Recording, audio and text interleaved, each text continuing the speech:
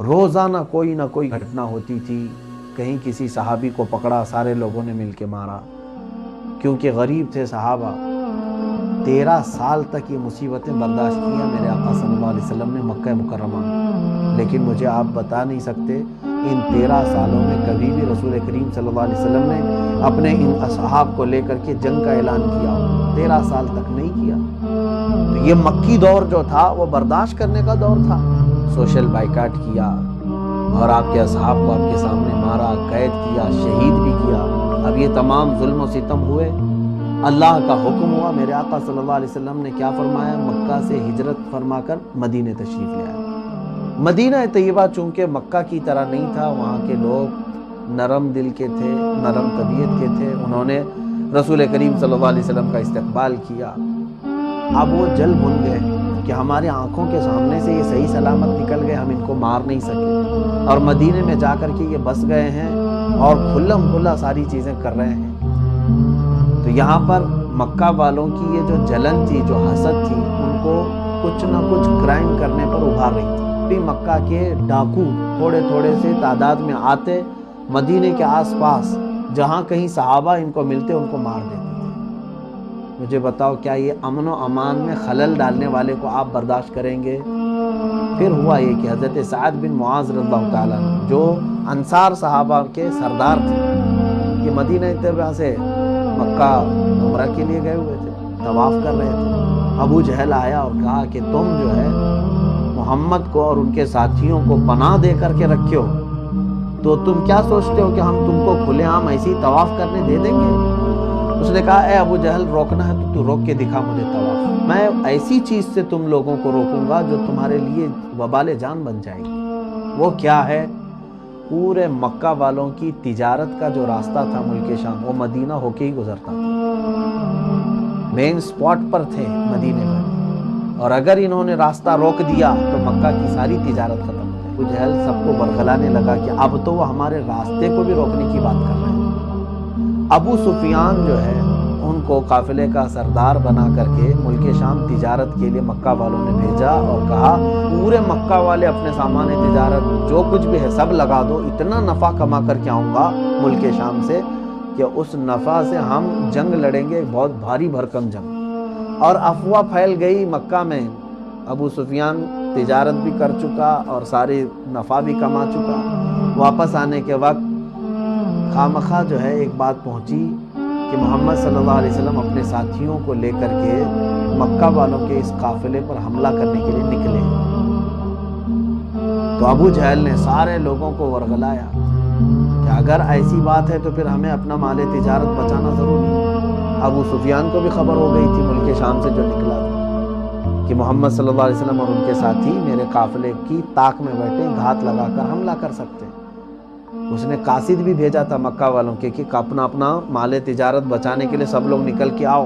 اب نکل کر کے وہ سارے لوگ آئے، ابھی زیادہ دور مکہ سے نہیں نکلے تھے کہ ابو سفیان نے وہ مدینے کا راستہ چینج کر کے ساحلی راستوں سے اپنے قافلے کو گزارا اور مکہ تک پہنچ گئے۔ قافلہ صحیح سلامت پہنچ گیا، نہ مال لوٹا، نہ حملہ ہوا، کچھ بھی نہیں ہوا، کچھ نہیں ہوا۔ ابو سفیان نے کہا ہم مال تجارت کو بچانے کے لیے نکل رہے تھے مکہ سے، اب ضرورت نہیں ہے، چلو واپس چلو۔ لیکن ابو جہل نے کیا کہا؟ نہیں، ہم چلیں گے بدر تک، اور محمد اور ان کے ساتھیوں کو ان کی یہ جرأت کیسی ہوئی اس کا مزہ چکا کر کے آئیں گے کہ ہمارے قافلے کو روکنے کا سوچا کیسے۔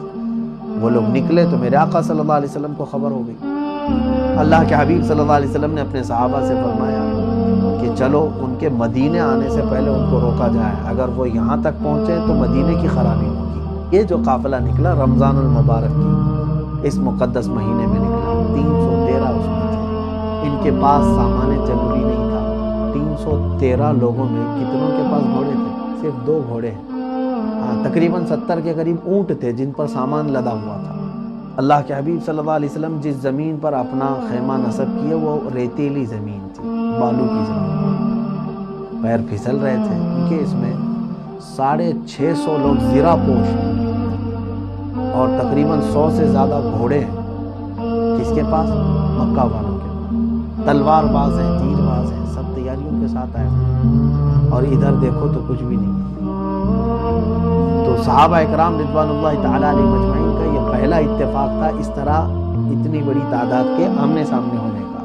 جب حضرت مقداد رضی اللہ تعالیٰ عنہ وہ کہتے ہیں کہ یا رسول اللہ صلی اللہ علیہ وسلم، ہم موسیٰ علیہ السلام کی قوم بنی اسرائیل کی طرح نہیں ہیں کہ اپنے نبی کو کہہ دیں کہ آپ اور آپ کا خدا جا کر لڑیں، ہم بیٹھے رہیں گے۔ اے نبی، ہم آپ کے دائیں بھی آئیں گے، بائیں بھی آئیں گے، آگے بھی اور پیچھے بھی، ہر وقت آپ کے ساتھ ساتھ لڑیں گے۔ صحابہ اکرام کو پھر تسلی دینے کے لیے حضور صلی اللہ علیہ وسلم نے کیا فرمایا؟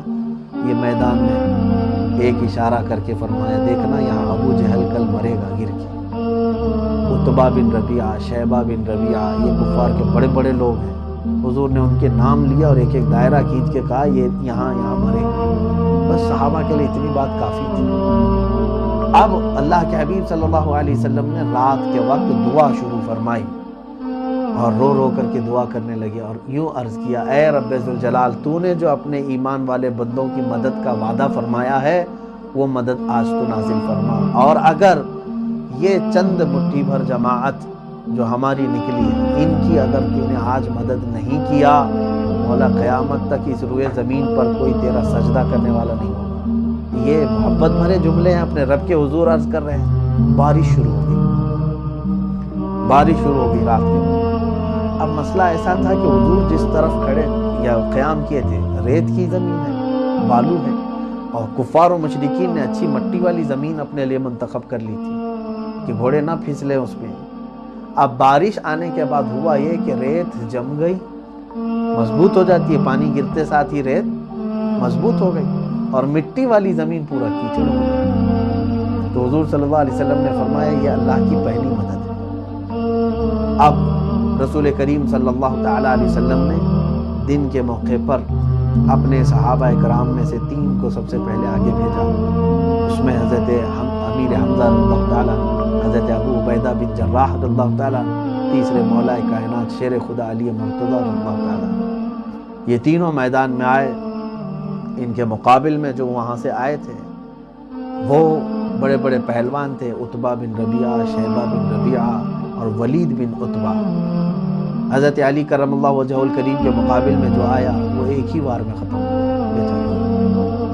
اور حضرت امیر حمزہ رضی اللہ تعالیٰ عنہ کے مقابل میں جو آیا اس کو بھی آپ نے فوری طور پر جہنم رسید کر دی۔ حضرت ابو عبیدہ بن جراح کے مقابل میں جو آیا تھا اس نے حضرت ابو عبیدہ کو زخمی کر دیا تھا۔ آپ زخمی ہوئے لیکن حضرت علی رضی اللہ تعالیٰ عنہ فوراً پلٹ کر کے آئے، اس تیسرے کو بھی جہنم میں پہنچا دیا۔ کفار میں غلغلہ مچ گیا کہ بڑے بڑے 3 سردار ایک ساتھ چلے گئے، اور صحابہ میں اتنا بلند نعرہ لگا کہ زمین گونج گئی اللہ اکبر کی آواز سے۔ اس میں ہوا یہ کہ شیطان اپنی فوج لے کر کے ادھر بھی آیا ہوا تھا۔ یہ بھی روایت ہے، شیطان اپنی فوج لے کر کفار مکہ کے ساتھ ہے، اور وہ بھی انسان کی شکل میں آیا ہے۔ سراقہ بن مالک نام سے ایک شخص ہے، اس کی شکل میں شیطان آیا ہوا ہے لڑنے کے لیے۔ اللہ تبارک و تعالیٰ نے 3000 فرشتوں کو اتارا۔ کس کے لیے؟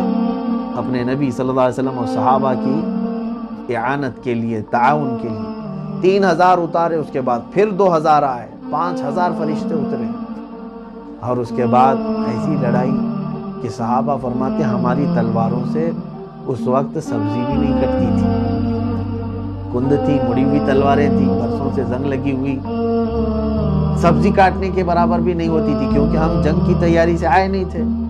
لیکن کمال کی بات ہے کہ ہم اگر لڑتے ہوئے کسی کافر کے قریب جاتے ہیں، ابھی ہماری تلوار اس کے گردن کے قریب ہوتی کہ گردن اڑ کر جا چکی ہوتی، نہ ہم نے مارا نہ محنت کی۔ قرآن میں اللہ نے وہ بھی آیت نازل فرمائی سورہ انفال میں، اللہ تعالیٰ فرماتے فَلَمْ تَقْتُلُوهُمْ وَلَكِنَّ اللَّهَ قَتَلَهُمْ، اے محبوب آپ فرمائیں ان کو کہ تم سب نے نہیں قتل کیا، ان کو اللہ نے قتل کیا، ہاتھ تمہارا تھا، کام اللہ کا تھا۔